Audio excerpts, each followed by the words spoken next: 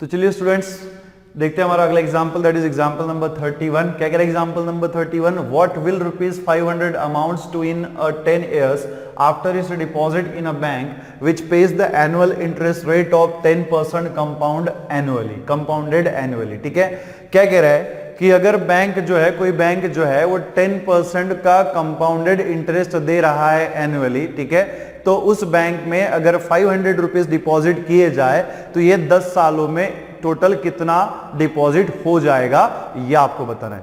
क्या मेरी बात क्लियर है? ठीक है, बहुत सिंपल सा क्वेश्चन है। ठीक है, आपको एनुअली जो इंटरेस्ट रेट दिया जा रहा है, कंपाउंडेड इंटरेस्ट रेट दिया जा रहा है, वो कितना है? 10% है। और अगर ये 10% है तो आपसे ये पूछा गया है कि अगर आप इनिशियली 500 रुपीज डिपॉजिट करोगे तो 10 सालों में ये डिपॉजिटेड मनी कितना हो जाएगा, ये आपको निकालना है। अब देखो कंपाउंडेड इंटरेस्ट का मतलब क्या होता है? कंपाउंडेड इंटरेस्ट का मतलब क्या है कि जो प्रिंसिपल अमाउंट होगा, प्रिंसिपल अमाउंट मतलब क्या, जो इनिशियली डिपॉजिट किया होगा मनी, है ना। जैसे यहाँ पे इनिशियली हमने कितना डिपॉजिट किया हुआ है? 500 डिपॉजिट किया हुआ है, तो ये हमारा क्या हो गया? प्रिंसिपल हो गया। तो उस प्रिंसिपल में जो इंटरेस्ट है वो क्या हो जाता है? ऐड हो जाता है। और ऐड होने के बाद वो जो टोटल अमाउंट होता है उसके ऊपर आपको फिर से इंटरेस्ट मिलता है अगले साल के लिए। बात समझ में आ रही है? कंपाउंडेड इंटरेस्ट का मतलब क्या है कि अगर आपके पास जो अमाउंट आपने डिपॉजिट किया हुआ है, जैसे यहाँ पे प्रिंसिपल अमाउंट 500 है, तो प्रिंसिपल अमाउंट में इंटरेस्ट ऐड होने के, ठीक है, क्या हो जाता है? इंटरेस्ट ऐड हो जाता है। फिर इंटरेस्ट ऐड होने के बाद जो टोटल अमाउंट होता है वो अगले साल के लिए फिर से कंपाउंडेड हो जाता है। बात समझ में आ रही है? ठीक है, अब इसको सॉल्व करने के लिए ना हमें कंपाउंडेड इंटरेस्ट का फॉर्मूला यूज करना पड़ेगा। अब कंपाउंडेड इंटरेस्ट का फॉर्मूला क्या होता है? तो ये फॉर्मूला बहुत सिंपल है। A इज इक्वल टू होता है P multiplied by 1 plus R by N raise to T, जिसमें A जो है ये होता है अमाउंट, ठीक है, ये क्या होता है? अमाउंट जो आपको मिलने वाला है। ये जो होता है P, ये होता है प्रिंसिपल, ठीक है, ये क्या होता है? Principal, that is initial deposit और इनिशियल लोन। अब हमारी केस में क्या है? डिपॉजिट है, तो हम इसको डिपॉजिट कहेंगे, ठीक है। तो प्रिंसिपल क्या होता है? जो इनिशियली डिपॉजिट किया गया मनी हो। जैसे हमने यहाँ पे कितना डिपॉजिट किया हुआ है? 500 डिपॉजिट किया हुआ है, तो हमारा प्रिंसिपल कितना हो गया? 500 रुपीज हो गया। उसके बाद देखो ये जो R है ये होता है इंटरेस्ट रेट, है ना, ये क्या होता है? हमारा इंटरेस्ट रेट होता है। ये जो N है ना, ये होता है इंटरेस्ट कंपाउंडेड, ठीक है, interest compounded per unit time, per unit time मतलब कितने समय के लिए इंटरेस्ट जो है दिया जा रहा है उसे कहते हैं N। अब यहाँ पे N की ना वैल्यू डिफरेंट होती है। जैसे अगर एनुअली इंटरेस्ट को कंपाउंड किया जाए तो N की वैल्यू होती है 1। जैसे हमारी केस में कितना क्या किया हुआ है? एनुअली किया हुआ है, मतलब 1 साल के लिए किया हुआ है। 1 साल के लिए अगर किया हुआ है तो N की वैल्यू क्या हो जाती है? 1 हो जाती है। ये डिफरेंट होता है। अगर आप उसको 6 मंथ के लिए करते हो या फिर क्वार्टरली करते हो या फिर मंथली करते हो या फिर वीकली करते हो, तो हर केस में N का जो वैल्यू क्या होता है? वैरी होता है, अलग अलग होता है। अगर एनुअली किया जाए तो N की वैल्यू कितनी हो जाती है? 1 हो जाती है। मतलब हमें यहाँ पे N की वैल्यू कितनी लेनी पड़ेगी?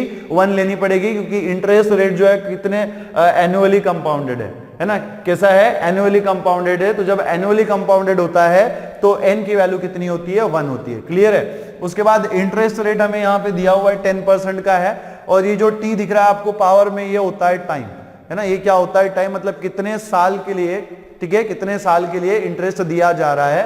तो कितने साल के लिए दिया जा रहा है? एनुअली दिया जा रहा है, मतलब यहाँ पे T का भी वैल्यू जो है वो कितना हो जाएगा? 1 हो जाएगा, ठीक है ना। अब यहाँ पे देखिएगा, सबसे पहले जो हमें दिया हुआ है उसको हम नोट कर लेंगे। क्या नोट करना है हमें?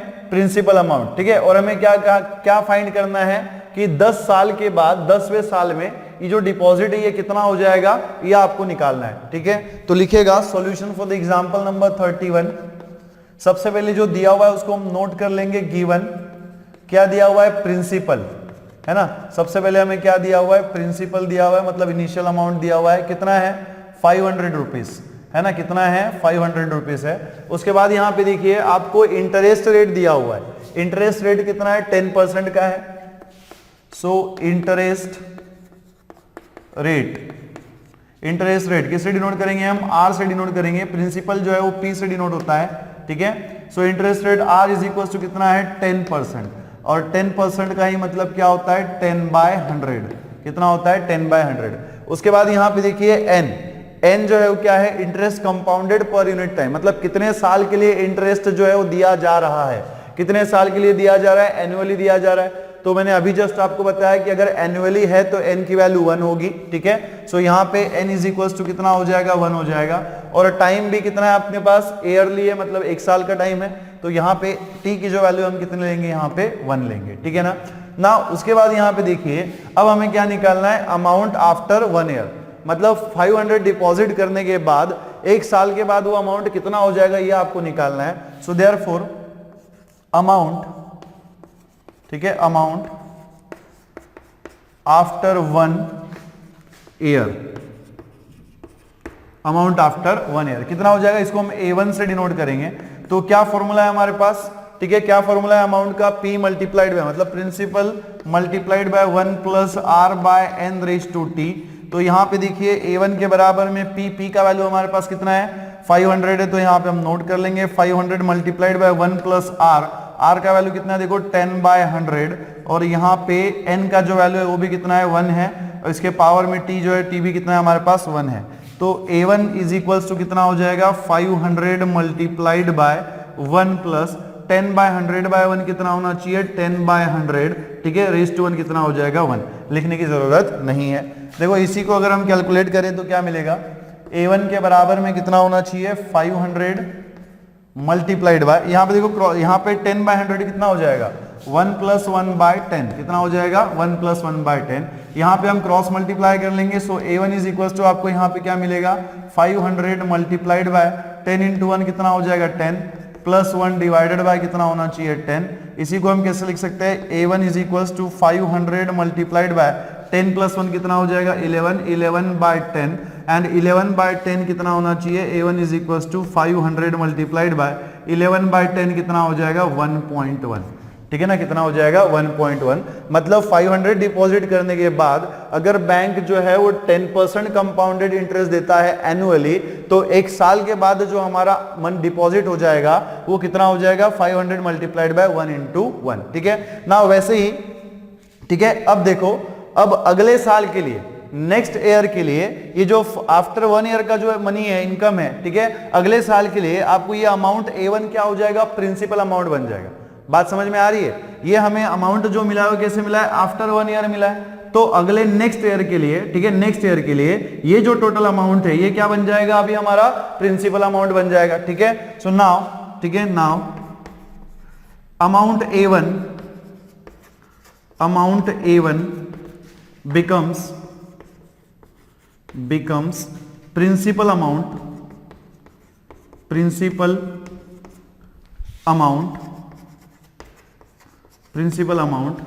for next year, मतलब क्या, second year. So therefore amount, ठीक है, अमाउंट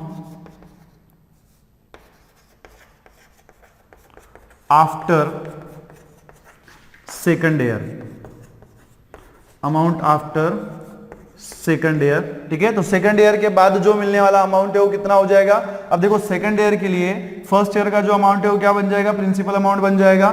तो जो फॉर्मूला आपका होगा वो कैसा होगा, A2 के बराबर में प्रिंसिपल अमाउंट अभी कितना है, A1 मल्टीप्लाइड बाय, बाकी सब जो सेम ही रहेगा, इंटरेस्ट रेट भी आपका सेम ही रहेगा और interest compounded per unit time भी आपका सेम ही रहेगा और टाइम भी आपका सेम ही रहेगा, ठीक है। तो ये कितना हो जाएगा, A1 multiplied by 1 + R/n raise to कितना हो जाएगा, t। नाउ यहाँ पे देखिए वैल्यूज हम यहाँ पे पुट करेंगे। सो A2 इज इक्वल टू आपको यहाँ पे देखिए क्या मिलेगा, A1 का वैल्यू कितना है, 500 मल्टीप्लाइड बाय 1.1, ठीक है, मल्टीप्लाइड बाय कितना होना चाहिए, 1 + R का वैल्यू कितना है, 10/100 बाय 1 रेज टू कितना हो जाएगा, t हो जाएगा। देखो ठीक है, रेज टू t की जगह पे भी हमें कितना पुट करना है, 1 ही पुट करना है। सो यहाँ पे देखिए 500 मल्टीप्लाइड बाय 1.1, यहाँ पे देखिएगा 1 प्लस और 10/100 कितना हो जाएगा, 10/100 बाय 1 कितना होना चाहिए, 10/100 और 10/100 का मतलब कितना होता है, 1/10, ठीक है। देयरफॉर इसी को हम कैसे लिख सकते हैं, 500 मल्टीप्लाइड बाय 1.1, यहाँ पे देखो क्रॉस मल्टीप्लाई करेंगे हम, 10 × 1 = 10 + 1 डिवाइडेड बाय कितना हो जाएगा, 10। इसी को हम कैसे लिख सकते हैं, 500 मल्टीप्लाइड बाय 1.1 और यहाँ पे देखो 10 + 1 कितना हो जाएगा, 11 बाय कितना होना चाहिए, 10। इसी को हम कैसे लिख सकते हैं 500 मल्टीप्लाइड बाय 1.1 और मल्टीप्लाइड बाय 11/10 का मतलब कितना होना चाहिए 1.1। तो यहाँ पे देखो 500 इंटू 1.1 कितना हो जाएगा 500, 1.1 इंटू 1.1 कितना होना चाहिए 1.1 का स्क्वायर, है ना, कितना हो जाएगा 1.1 का स्क्वायर। तो आपको A2 की जो वैल्यू है वो यहाँ पे कितनी मिल रही है 500 इंटू 1.1 का स्क्वायर। तो देखो यहाँ पे अमाउंट आफ्टर 1 ईयर हमें कितना मिला था 500 into 1.1, amount after second year हमें कितना मिला 500 इंटू 1.1 स्क्वायर। तो आप थोड़ा अज्यूम कर सकते हो सिमिलरली, ठीक है, सिमिलरली अमाउंट आफ्टर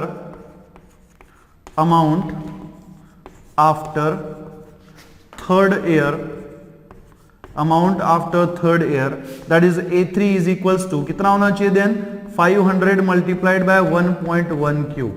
वैसे देखो अमाउंट आफ्टर फोर्थ ईयर भी कितना हो जाएगा 500 मल्टीप्लाइड बाय 1.1 रेज़ टू 4, ठीक है ना। तो वैसे ही अमाउंट आफ्टर फोर्थ ईयर क्या हो जाएगा, अमाउंट आफ्टर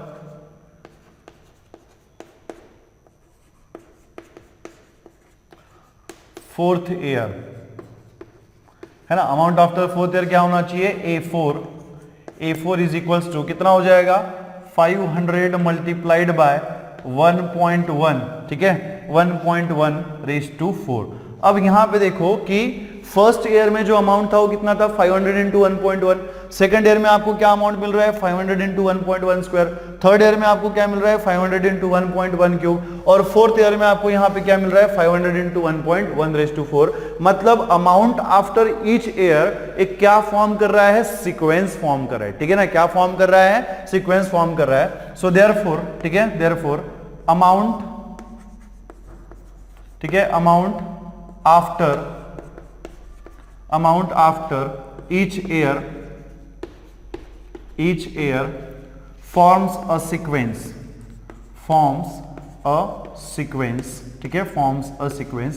और कैसा सीक्वेंस है, फर्स्ट टर्म क्या होगी सीक्वेंस की 500 इंटू 1.1, ठीक है, सेकंड टर्म क्या होनी चाहिए 500 इंटू क्या हो जाएगा 1.1 का स्क्वायर, थर्ड टर्म हमारी क्या होनी चाहिए 500 इंटू 1.1 क्यूब, और वैसे ही फोर्थ टर्म हमारी क्या होगी 500 इंटू 1.1 रेज़ टू 4, ठीक है, and dot dot dot so on, ठीक है, dot dot dot so on.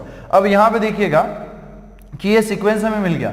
अब ये कैसा सीक्वेंस है, अगर आप थोड़ा इसको ध्यान से देखो ना, तो अगर आप इसके करस्पॉन्डिंग टर्म्स का रेशियो लो, है ना, अगर आप इसके करस्पॉन्डिंग टर्म्स का रेशियो लो तो देखो आपको सेम मिलेगा, है ना। सेकंड टर्म को फर्स्ट टर्म से डिवाइड करके देखो, 500 multiplied by 1.1 square divided by 500 multiplied by 1.1 करोगे तो आपको जो रेशियो मिलेगा वो कैसा मिलेगा 1.1 मिलेगा। वैसे ही देखो अगर आप थर्ड टर्म को सेकंड टर्म से डिवाइड करोगे तो इसमें भी आपको रेशियो जो है कैसा मिलेगा 1.1 मिलेगा। वैसे ही अगर आप फोर्थ टर्म को थर्ड टर्म से डिवाइड करोगे तो इसमें भी आपको रेशियो कैसा मिलेगा 1.1 ही मिलेगा। मतलब यहां पे हर टर्म का करस्पॉन्डिंग टर्म्स का जो रेशियो है, मतलब हर टर्म का रेशियो उसके पहले आने वाली टर्म्स के साथ आपको कैसा मिल रहा है, थ्रू आउट सेम मिल रहा है, कॉमन मिल रहा है। और इस तरीके का जो पैटर्न, जो सीक्वेंस इस तरीके का पैटर्न फॉलो करता है उसे हम क्या कहते हैं, जियोमेट्रिक प्रोग्रेशन। तो हम यहां पे क्या लिखेंगे, क्लियरली, ठीक है, clearly these numbers are in GP, ठीक है, क्या फॉर्म कर रहे हैं ये, GP फॉर्म कर रहे हैं, जिसका फर्स्ट टर्म जो है बेटा वो क्या होना चाहिए A multiplied by A is equal to 500 multiplied by 1.1 and common ratio जो होगा R की जो वैल्यू होगी वो कितनी होगी, कर लो डिवाइड, सेकंड टर्म को फर्स्ट टर्म से डिवाइड कर लो तो 500 multiplied by 1.1 square divided by कितना हो जाएगा 500 मल्टीप्लाइड बाय 1.1। तो इसको अगर आप सॉल्व करोगे 500 कैंसिल, 1.1 स्क्वायर में से देखो न्यूमरेटर में 1.1 स्क्वायर है, डिनोमिनेटर में क्या 1.1 है, तो इसको कैंसिल कर दोगे तो कितना मिलेगा 1.1। मतलब R का जो वैल्यू है वो आपको कितना मिल रहा है 1.1 मिल रहा है ना। तो यहाँ पे ये जो सीक्वेंस है वो क्या फॉर्म कर रहा है, जीपी फॉर्म कर रहा है। और इसी सीक्वेंस में का हमें क्या करना है, हमें अमाउंट आफ्टर 10 ईयर निकालना है ना, हमें अमाउंट आफ्टर क्या करना है 10 इयर्स निकालना है। 10 इयर्स अमाउंट निकालना है, मतलब हमें क्या करना है, इस सीक्वेंस की 10th टर्म निकालनी है। देखो अमाउंट आफ्टर फर्स्ट ईयर मतलब क्या A1, amount after second year मतलब क्या A2, amount after third year मतलब क्या A3, है ना, ये क्या है अमाउंट आफ्टर फर्स्ट ईयर, ये क्या है अमाउंट आफ्टर सेकंड ईयर, ये अमाउंट आफ्टर थर्ड ईयर, ये क्या है amount after fourth year. So this is a first term in GP, second term in GP, third term in GP and this is fourth term in GP. तो amount after fourth year का 10 year का मतलब क्या हो गया, that is 10th term in GP. हमें क्या करना पड़ेगा, जीपी का 10th टर्म निकालना पड़ेगा. सो देयरफॉर, ठीक है ना, therefore amount after the end of 10 years is ये 10th ईयर लिख दो आप यहाँ पे, 10 ईयर्स लिखने की जरूरत नहीं है, 10th ईयर है ना, 10वें साल के बाद का अमाउंट कितना हो जाएगा, कितना होना चाहिए. जीपी की ये कौन सी टर्म हो जाएगी, A10 टर्म हो जाएगी, है ना. कौन सी टर्म हो जाएगी, A10. देखो अमाउंट आफ्टर फर्स्ट ईयर मतलब क्या, first term. Amount after second year क्या थी, सेकंड टर्म थी. अमाउंट आफ्टर थर्ड ईयर क्या थी, थर्ड टर्म थी. अमाउंट आफ्टर फोर्थ ईयर क्या थी, फोर्थ टर्म थी. तो अमाउंट आफ्टर 10 ईयर भी क्या होनी चाहिए, हमारी 10th टर्म होनी चाहिए. अब हमें पता है जीपी की जो nth टर्म होती है हम कैसे लिखते हैं, an is equals to a multiplied by r raise to n minus 1. तो A10 इज इक्वल्स टू क्या होना चाहिए, a multiplied by r raise to 10 minus 1 कितना, r रेज टू 9. तो यहाँ पे देखिए कितना हो जाएगा, a मल्टीप्लाइड बाय a का वैल्यू कितना है, देखो फर्स्ट टर्म कितना है हमारा 500.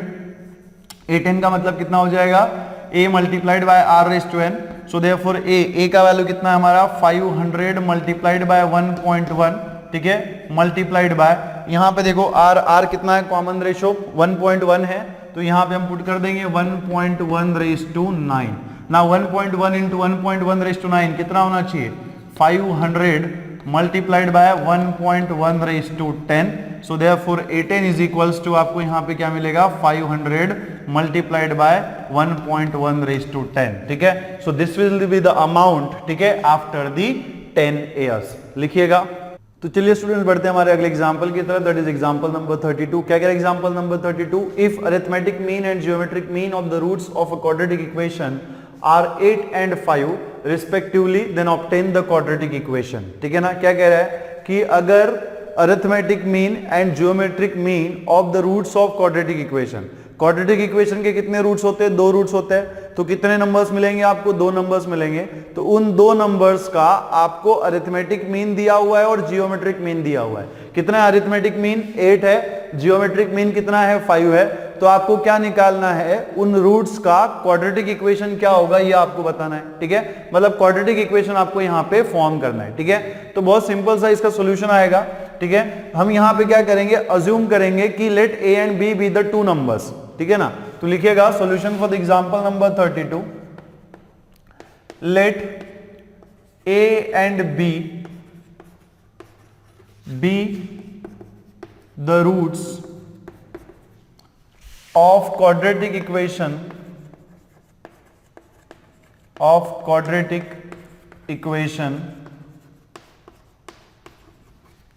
such that arithmetic mean and geometric mean of AB R, ठीक है, R कितना दिया हुआ है हमें, 8 and 5 respectively.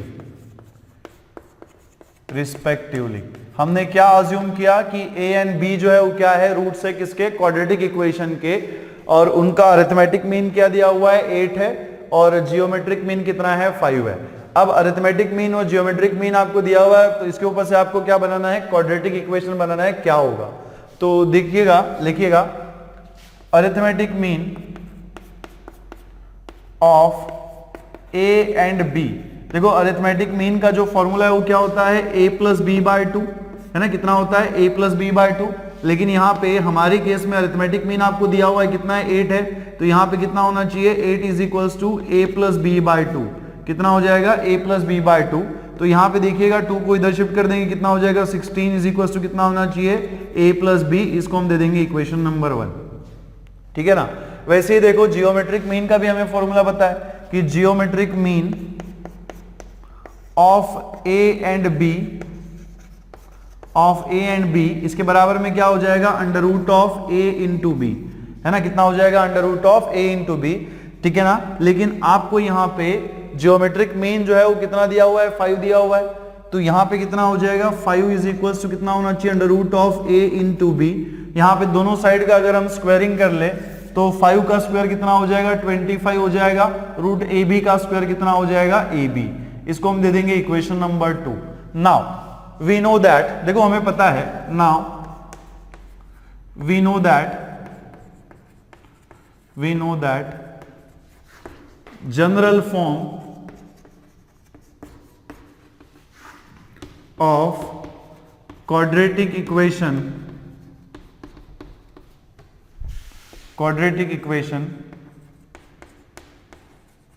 whose roots are a and b is, ठीक है। अगर किसी क्वाड्रेटिक इक्वेशन के रूट्स जो है a एंड b है तो उसका जो जनरल फॉर्म होता है वो क्या होता है, x square minus a plus b into x plus b is equals to, यहाँ sorry plus a into b is equals to होता है 0।